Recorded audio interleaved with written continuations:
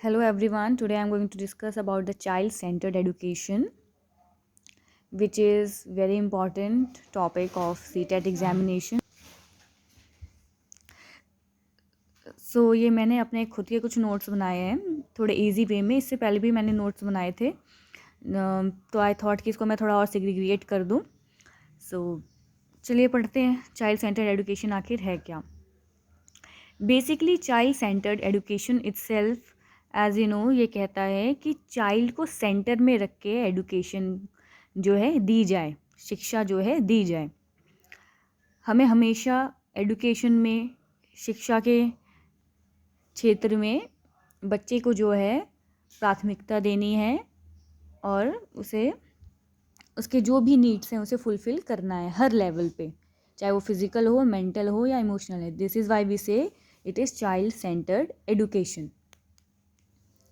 अब जैसे आपकी CBSE हो गई या फिर ICSE या फिर कोई भी बोर्ड हो, या फिर चाहे वो कॉलेज लेवल पे या स्पेशली स्कूल लेवल पे हो, in today's time, modern time में भी हम इसको फॉलो करते हैं और मॉडर्न टाइम में तो बहुत ही अच्छे तरीके से इसे फॉलो किया जाता है कि हमें बच्चे को जो है सेंटर में रखना है। अब ये सिर्फ अभी की बात नहीं है, ये काफ़ी पहले की बात है, 1890s की बात है ये, जब ये चीज़ें सामने आई कि हमें चाइल्ड को कितना महत्व देना चाहिए, कितनी इम्पोर्टेंस देनी चाहिए। तो हमें इम्पोर्टेंस जो है ओवरऑल चाइल्ड को ही देनी चाहिए, उसके सारे नीड्स हमें फुलफ़िल करने हैं ताकि वो अपने हर फील्ड में, हर क्षेत्र में अच्छा कर पाए, काबिल बन सके। और हमें एज अ फैसिलिटेटर भी उसकी काफ़ी गाइडेंस करनी चाहिए। चलिए अब शुरू करते हैं। थोड़े यहाँ पे मैंने कुछ as you can see I written few points, इसे एक्सप्लेन करते हैं। ये आपके CTET में काफ़ी हेल्पफुल रहेगा और ये कुछ इम्पॉर्टेंट टॉपिक्स भी हैं जो जिनसे आपके काफ़ी क्वेश्चंस पूछे जाते हैं चाइल्ड पेडागोजी में। तो चलिए इसे पढ़ते हैं।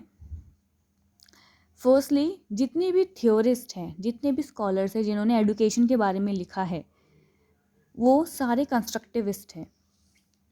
ठीक है, हमें याद रखना है कि सारे जो स्कॉलर्स हैं, लीडर्स हैं, जिन्होंने शिक्षा के क्षेत्र में अपना योगदान दिया है या फिर काफ़ी पॉइंट्स आगे रखे हैं, वो सारे कंस्ट्रक्टिविस्ट हैं। और कंस्ट्रक्टिविस्ट का मतलब ये है कि हमें बच्चे को सेंटर में रखना है और उसके लिए ऐसे ऐसे इंतज़ाम करने हैं जिसकी वजह से वो आगे बढ़ सके। तो हम सारे ही जो है as a facilitator also we are constructivist only, मतलब हमारी जो नॉलेज है, हमारे जो आइडियाज़ है वो ब्रॉड है, क्योंकि बच्चे हमसे ही सीखते हैं।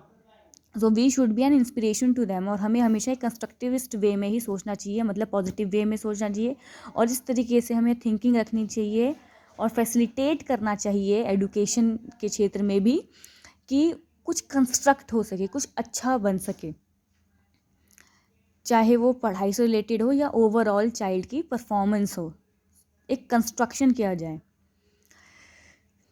चलिए, ये तो मैंने आपको इस लाइन का मीनिंग समझाया। आगे पढ़ते हैं। कुछ थ्योरीज, इनसे काफ़ी क्वेश्चंस आते हैं, बार बार रिपीट होते हैं CTET एग्जाम में। अगला है टैबुला रोज़ा। सबसे पहले ये थ्योरी आई थी। टैबुला रोज़ा एक फॉरेन वर्ड है जिसका मतलब है ब्लैंक स्लेट। इस ब्लैंक स्लेट, ये काफ़ी पुरानी थ्योरी है टैबुला रोज़ा। इसका मतलब ये था कि ये माना गया शुरू में कि जो बच्चा है वो एक ब्लैंक स्लेट की तरह है, मतलब बच्चे के पास कोई भी ऐसी आइडियोलॉजी नहीं है, पहले से ही कोई पहले से उसके पास कोई जानकारी नहीं है, और जो भी उसे इन्फॉर्मेशन मिलती है, जो भी चीज़ें उसे प्रोवाइड की जाती है, वो सारा टीचर यानी कि फैसिलिटेटर के द्वारा ही की जाती है।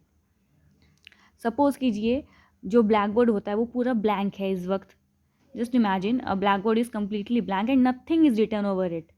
ऑलराइट, तो बच्चा भी एक ब्लैंक स्लेट की तरह है जिसको कोई नॉलेज नहीं है, प्री नॉलेज नहीं है, किसी चीज़ के बारे में आइडिया नहीं है। अब टीचर आता है, उस ब्लैक बोर्ड पे कुछ लिखता है, कुछ जानकारियाँ लिखता है, तब जाके वो बच्चा सीखता है। तो ये एक पुरानी थ्योरी है, ओल्ड थ्योरी है, जिसको जॉन लॉक ने डिनाई किया था कि नहीं, बच्चा जो है एक ब्लैंक स्लेट की तरह नहीं है। इसका मतलब ये बच्चे को पहले भी प्री नॉलेज होती है, वो अपने इन्वायरमेंट से सीखता है। राइट। अगला है child is like a plant. जी हाँ, ये एक कंस्ट्रक्टिविस्ट थियरी है जिसपे इसका मतलब कि चाइल्ड एक प्लांट की तरह है। और जो टीचर है, जैसे कि पहले यहाँ पे देखा कि सिर्फ टीचर को ही इन दोनों में ही देखा जाए तो एक तरीके से कि ज़्यादा जो इम्पोर्टेंस दी जा रही है वो टीचर, ये माना जा रहा है कि बच्चा जो है कोई नॉलेज नहीं है उसे, जो भी उसे फीडिंग होती है वो टीचर के द्वारा ही होती है, राइट। मतलब वो अपने आप से कुछ नहीं कर सकता, साफ शब्दों में अगर मैं कहूँ तो। लेकिन ये पुरानी थ्योरी है, हालांकि जॉन लॉक्स ने इसे डिनाई किया है। अगला है प्रोग्रेसिव एडुकेशन। ये भी एक इम्पॉर्टेंट टर्म है, प्रोग्रेसिव एडुकेशन। एक मॉडर्न टर्म, आज के डेट में भी इसे काफ़ी यूज़ किया जाता है कि प्रोग्रेसिव एडुकेशन आखिर है क्या। क्योंकि हमने ब्लैंक स्लेट वाली थ्योरी को डिनाई कर दिया, हमने ये भी डिनाई कर दिया कि बच्चा सिर्फ एक प्लांट की तरह नहीं है कि बस टीचर ही उसे फीड करता जाए। बच्चा अपने आप से भी, अपने इन्वायरमेंट से भी काफ़ी कुछ, अपनी सराउंडिंग से जो है सीखता है। अब आप एग्जाम्पल ले लो, अगर आप मैथ्स में शेप्स पढ़ा रहे हो तो आप बच्चे को एग्जाम्पल्स कहाँ से दोगे? बच्चा कहाँ से एग्जाम्पल खुद भी दे सकता है? अपनी सराउंडिंग से, राइट। सो प्रोग्रेसिव एडुकेशन जो थ्योरी थी वो, ये नाम आप बिल्कुल याद कर लीजिए, सीटेट में तो एकदम 100%। जॉन डीवी, इनका काफ़ी कंट्रीब्यूशन है एडुकेशन के, यानी कि शिक्षा के क्षेत्र में। प्रोग्रेसिव एडुकेशन कैसे होती है? एक टीचर, स्टूडेंट और इन्वायरमेंट, क्योंकि स्टूडेंट भी जो है इन्वायरमेंट से सीखेगा, टीचर भी कहीं ना कहीं इन्वायरमेंट से सीखेगा। ओवरऑल मतलब कि ये सिर्फ बायलैटरल नहीं है, ठीक है। तो इन्वायरमेंट का भी इसमें रोल है, तो इसलिए ये इस तरीके का शेप बनाया गया है, स्टूडेंट टीचर। अब चाहे आप इसे ऐसे देख ले, स्टूडेंट इन्वायरमेंट, राइट। हम अपने खुद भी बड़े होकर भी हम कितना कुछ सीखते हैं अपने इन्वायरमेंट से, अपने सराउंडिंग से। अब टीचर और इन्वायरमेंट, ठीक है। तो ओवरऑल ये इंटर रिलेटेड है, ठीक है। हम सभी सीखते हैं इन्वायरमेंट से, राइट। अगर कोई बच्चा स्कूल नहीं जा रहा है, उसके पास टीचर नहीं है, पर फिर भी वो कुछ बातें सीख सकता है। कैसे सीखता है? इन्वायरमेंट से। अब डिपेंड करता है कि उसका इन्वायरमेंट कैसा है, ठीक है। और टीचर भी अपने एडुकेशन में, अपने जो भी वो टॉपिक पढ़ा रहा है वो उसमें भी इन्वायरमेंट से रिलेटेड जो है रियल एग्जाम्पल्स ज़्यादा दे तो ज़्यादा बेटर है। तो ये थ्योरी दी गई थी जॉन डीवी के द्वारा।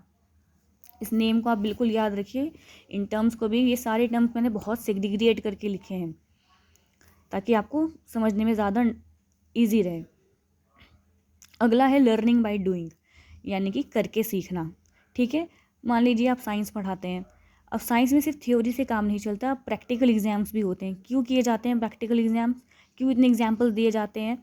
ताकि बच्चा जो है करके सीखे, राइट। अब आप ग्रेविटेशन पढ़ा रहे हैं, मोशन पढ़ा रहे हैं, अब आप उन्हें, उन बच्चों को लाइव एग्जाम्पल देना चाहते हैं, तो आप कुछ प्रैक्टिकल करके, आप उसके सराउंडिंग से भी, या फिर आप उसको बोल सकते हैं कि ये एक बॉल है या एक पर्टिकुलर ऑब्जेक्ट है, आप इसे मूव करिए, या इसमें कितनी एनर्जी लग रही है, कितना वर्क डन है, एट्सेट्रा एट्सेट्रा, ठीक है। Prior of your subject, right. तो that is called learning by doing. अब स्कूल्स में काफ़ी एक्टिविटीज़ भी होती हैं, उनका भी जो मेन मोटो होता है, मेन मोटिव होता है, वो लर्निंग बाय डूइंग का ही होता है। ये थ्योरी कब दी गई थी? 1896 में, ठीक है, शिकागो में। किसके द्वारा दी गई थी? जॉन डीवी के द्वारा ही दी गई थी। जॉन डीवी ने लैब स्कूल्स ओपन किए थे, जहाँ पे थोड़ा सा प्रैग्मेटिज्म का मतलब भी होता है प्रैक्टिकल, ठीक है, कि प्रैक्टिकल चीज़ें करें हम, राइट। चलिए अगला है कुछ और थ्योरीज, कुछ और भी स्कॉलर्स थे। मारिया मोंटेसरी का भी यही कहना था कि जो बच्चा होता है वो एक स्पॉन्ज की तरह होता है। स्पॉन्ज, अब आप जानते हो स्पॉन्ज, आपने देखा है, यू कैन फील इट, कि जो भी अगर वाटर जो है वो एब्जॉर्ब कर लेता है, तो बच्चा भी वैसा ही, जो भी उसे चीज़ें सिखाई जा रही हैं, उसके माइंड में जो चीज़ें फीड हो रही है वो उसे स्पॉन्ज की तरह एब्जॉर्ब कर लेता है। अगला है प्ले वे मेथड। ये सारे टर्म्स हम आज की डेट में भी यूज़ करते हैं अपने डे टू डे लाइफ में, अपने स्कूल में, कॉलेजेस में, जो भी एजुकेशनल इंस्टीट्यूशंस होते हैं। Play way method, play way method यानी कि किसने दिया था ये प्ले वे मेथड?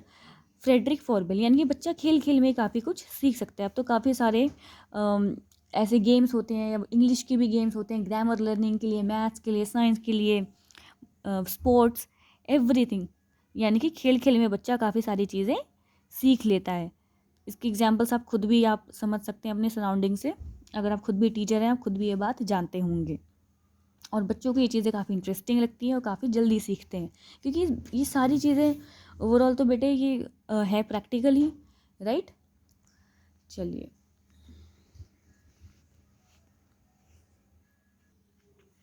तो ये कुछ कुछ इम्पॉर्टेंट टर्म्स थे, आपको ये बहुत काम आएंगे। आप अपने आप से भी काफ़ी सारे एग्जाम्पल्स ले सकते हैं। मैंने कुछ एग्जाम्पल्स आपको बताए हैं अभी, आपको सिर्फ मेरे नोट्स पे नहीं बल्कि जो मैंने आपको अभी एक्सप्लेन किया है उस पर भी कॉन्सेंट्रेट करना है। और अपने आप से भी आप सीखिए, लर्न कीजिए, तो आपके लिए काफ़ी अच्छा रहेगा। क्योंकि सीटेट एग्ज़ाम कोई आसान सा एग्ज़ाम नहीं है, उसके लिए भी मेहनत लगती है, टाइम लगता है, आपको काफ़ी कुछ। अगर आप चाइल्ड पेडागोजी पढ़ते हैं तो वो आप you will see that there are so many theories are there, right. You will learn a lot from them. तो ये मैंने काफ़ी सेग्रीगेट करके लिखा है, सारे all the terms are very important.